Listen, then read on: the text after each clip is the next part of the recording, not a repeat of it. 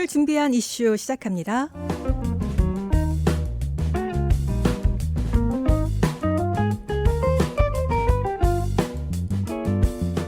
주 4일 근무가 종업원은 물론 고용주로부터 동시에 큰 인기를 끌고 있다고 합니다. 앞으로 대거 확산 예상되고 있다고 하는데요. 시범 프로그램으로 참여한 61회사 중에서 거의 대부분이 프로그램이 끝나도 계속 주 4일 근무를 실시하겠다고 밝혔다고 해요. 이 머지않아 미국을 비롯한 지구촌 모든 곳에서 주 5일이 아니라 이제는 주 4일 근무로 대거 바뀔 조짐을 보이고 있다는 것이죠. 고용주들에 따르면요, 주 4일 근무제를 시범으로 실시했는데 이 회사들의 매출이 평균 무려 35%나 급등했다고 합니다.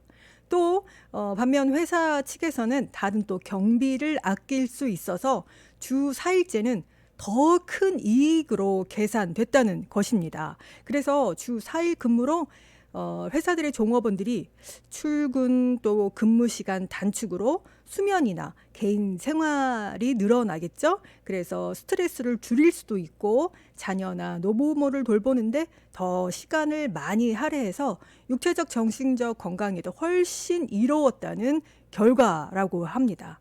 회사 매출도 오르고 또 회사 경비도 아끼고요. 주 4일 근무가 앞으로는 대세를 이룰 것 같다는 예상인데요. 사장님, 저희도 어떻게 안 될까요?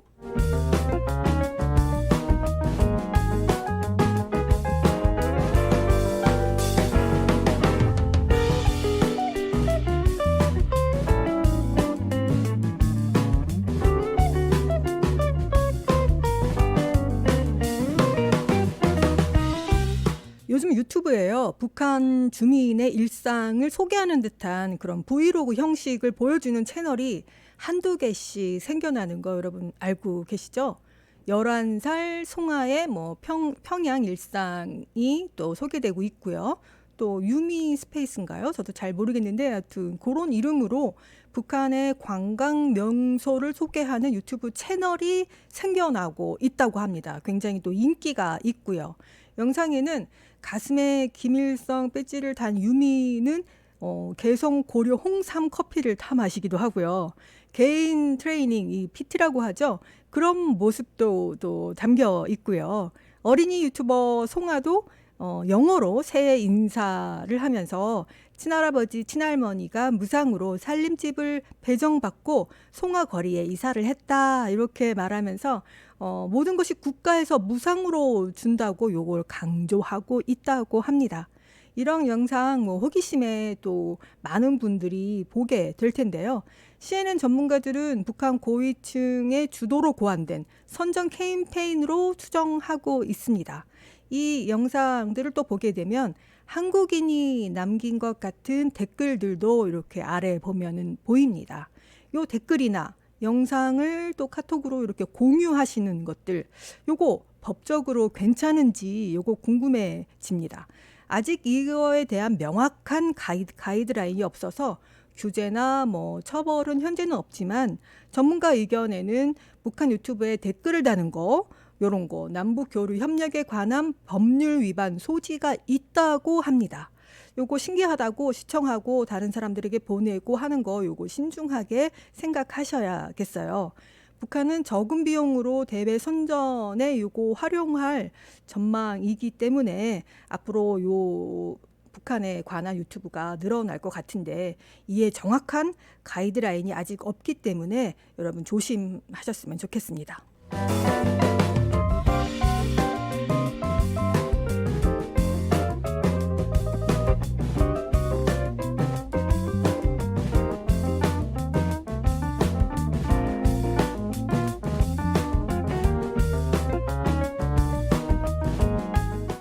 현재 한국이요, 역대 최저 출산율이라는 소식입니다.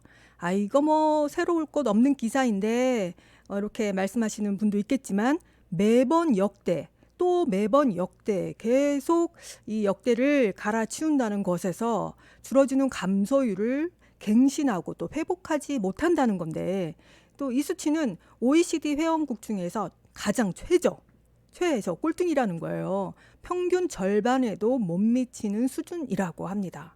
정부는 16년간 약 280조 원을 저출생에 대한 예산으로 쏟아부었지만 출생아 수는 20년 전에 반토막 25만 명 수준으로 곤두박질했다고 합니다. 연간 혼인 건수도 2년째 20만 건을 밑돌고 있는데요. 또 처음 엄마가 되는 평균 나이가 33세로 OECD 평균 4살보다 더 많은 수치라고 합니다. 작년 합계 출산율을 보면요. 여성 한 명당 0.78명으로 전년보다 0.003이 또 줄어서 1970년도 통계 작성 이래 가장 낮은 수치를 보이고 있습니다. 우리나라는 2013년부터 줄곧 OECD 국가 가운데 출산율 꼴찌를 기록하고 있는데요. 가장 최근 통계인 2020년 기준으로 출산율을 보면은 10명 미만인 나라는 우리나라 뿐이라고 합니다. 이게 또 중요한 수치겠네요. 우리나라밖에 없다는 거. 이유로는 뭐 일과 육아를 병행하기 어려운 사회적 환경, 또 사교육비, 요거는 빼놓을 수가 없죠.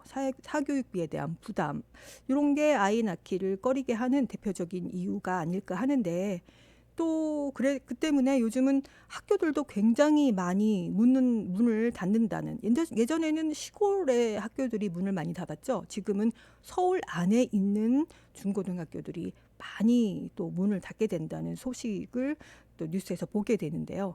학생이 줄어서겠죠. 또 여러 가지 원인이 있겠지만 우선 결혼 자체에 부정적인 생각들이 늘어난 것, 이게 또 어느 정도 원인이 될 거라고 생각합니다. 결혼의 뭐 경제적인 압박, 결혼의 비용이 또 우선 너무 많이 들어서 결혼 자체가 어려워졌다는 느낌, 이런 느낌이 좀 드는데요. 이제는 부모님들도 결혼해라 이런 얘기를 안 하시고 결혼 뭐 안 해도 괜찮다 이런 생각들이 지배적인 것 같습니다. 이대로 가면 정말 사람이 귀한 세상이 머지않아 오겠죠. 이 문제에 대한 여러분의 생각은 어떠십니까? 살이 찌기 전에 전조 증상이 있다고 합니다. 살이 찐 것 같아서 체중계에 올라가 보면 몸무게 변화가 없어서 다행이다 안도할 때 있으시죠. 그러나 이때 긴장을 늦추거나 관리가 소홀해지면 바로 살로 갈 수도 있다는 거, 몸에서 살찔 준비를 하고 있다는 것을 모르기 때문입니다. 갑자기 살이 찌기 전에 우리 몸이 스스로에게 보내는 신호는 무엇이 있을까 알아봤는데요. 우리 몸에 지방이 필요 이상 생기면 피부와 장기 사이에 축적되죠. 각종 신호를 또 스스로에게 보내게 되는데요. 하나는 혀는 물론이고 심부볼에 지방이 늘어나서 음식 먹을 때마다 혀나 볼살을 자주 깨물게 된다는 거예요. 또 기도에도 지방이 과도하게 쌓여서 코를 안 고치던 분들이 또 코골이가 심해진다고 합니다. 또 하나는요. 살에서 이렇게 채취가 심해진다고 하네요. 살이 찌면 채취도 심해진다. 이유는 뭘까요? 바로 이 땀샘 때문인데요. 지방이 많은 식사를 장기간 계속하게 되면 지질 분비가 증가해 땀 냄새가 조금 더 심해진다고 해요. 특히 그 동물성 지방 위주의 식사를 하면 피지선 활동이 활발해져서 특유의 그 시큼한 냄새를 유발할 수 있다고 합니다. 땀 냄새가 심하다면 먹는 음식에 또 주의를 기울여야 될 것 같아요. 살찐 사람들은 발 냄새도 조금 더 심하다고 해요. 발가락도 살이 찌기 때문에 공간이 줄어들면서 통풍이 안 되기 때문에 습진에 더 취약해지고요. 또 그 습진이 세균 번식으로 이어져서 그 땀에서 약해진 각질층에 세균이 감염되고 그 발 각질을 갉아먹으면서 세균이 증식해서 악취를 풍기게 되는 거죠. 그래서 요런 전조 증상이 있다면 나 살찌려고 하나 보다 요렇게 생각하시면 될 것 같아요. 그러나 또 살을 빼겠다고 탄수화물을 너무 적게 먹거나 급격하게 탄수화물을 또 안 먹으면요. 입에서 아세톤 비슷한 냄새가 날 수 있다고 해요. 우리 몸은 탄수화물을 너무 또 안 먹게 되면 부족한 에너지를 이렇게 메꾸기 위해서 지방산을 연소하는데 이때 케톤이라는 물질을 생성하게 되죠. 요 냄새에서 입 냄새가 또 더 심해질 수 있다고 하네요. 이런 거를 예방하려면 소량의 탄수화물을 먹되 좀 건강한 탄수화물을 적당량 매일 섭취하는 거, 그게 중요할 것 같아요. 우리 몸이 보내는 살찔 거라는 신호. 그러고 보니 저도 밥 먹을 때마다 입 안을 조금 씹게 되는데 요거 살찔 신호였네요.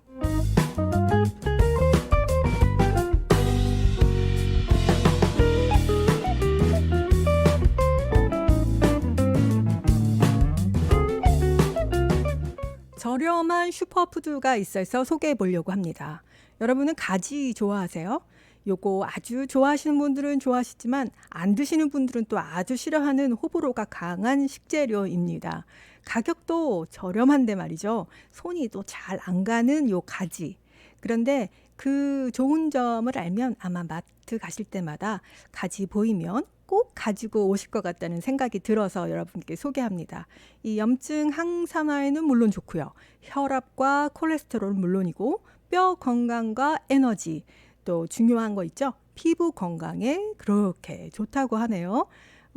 그런데 뭐가 좋다고 하면은 여러분들 또 그것만 너무 많이 드시잖아요. 막 즙내서 드시고 그렇게 많이 드실 필요 없고요. 그저 그냥 골고루 내가 평상시에 먹던 그 재료에 가지를 같이 섞어서 볶으면 또 맛있잖아요. 굴소스 약간 넣고 이렇게 볶아 드셔도 되고 우리나라 음식 같은데 가지를 좀 더 활용해서 드셔보는 게 좋을 것 같아요. 예전에 엄마가 무쳐주던 가지 무침, 우리 한국에서는 가지 무침을 주로 먹지만 사실 미국, 중국, 이태리에서도 이 가지가요 정말 가지가지 한다고 가지 요리가 굉장히 많다고 하더라고요. 가지 그라탕도 있고 가지 튀김도 있고요. 또 가지를 구워서도 먹고요. 그래서 제가 가지 쉬운 요리를 검색하다 보니까 가지밥이라고 나오더라고요. 파기름을 좀 내신 다음에 가지를 양념 간장을 만들어서 이렇게 볶고요. 쌀에 그 가지를 얹어서 밥을 하는 거죠. 그러면 반찬이 정말 필요 없이 양념장 하나 비벼 먹으면 굉장히 좋은 슈퍼푸드가 될 것 같아요. 버섯이나 다른 재료를 첨가하면 더 좋겠죠. 저도 평소에 그 손이 잘 안 가는 사실 요 식재료인데 안토시아닌이 풍부한 슈퍼푸드라고 하니까요. 마트 가실 때 가지 만나면 한번 여러분도 가져오셔서 시도해 보시면 좋을 것 같아요.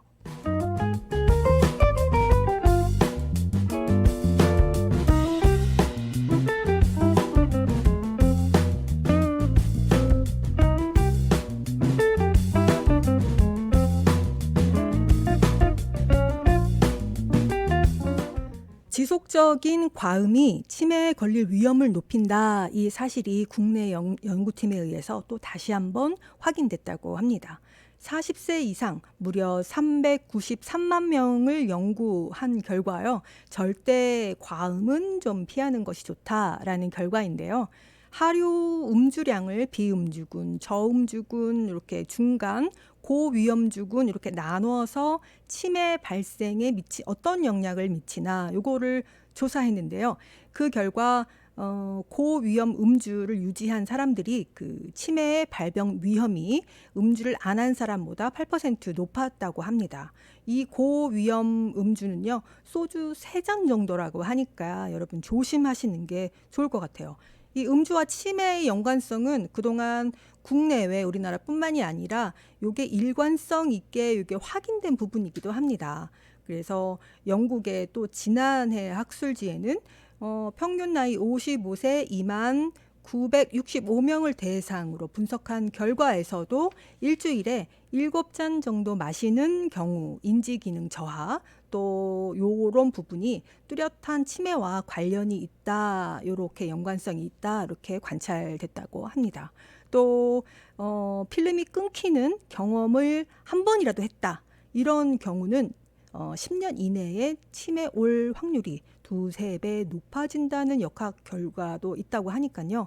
요 약간의 뭐 한 잔, 반 잔 정도 드시는 분들은 그때 다소 좀 안심을 하셔도 괜찮습니다만 3잔 이상 드시는 분들은 조금 조심하시는 게 좋을 것 같아요. 과도한 음주가 치매 위험을 높인다는 사실, 요거는 계속적으로 또 연구되어 있고 또 한 번 대규모로 이 한국인 연구를 통해서도 증명됐다는 거죠. 치매 예방을 위해서는 금주하시는 게 바람직하고요. 절대 과음은 하지 말아야 한다고 당부하고 있습니다.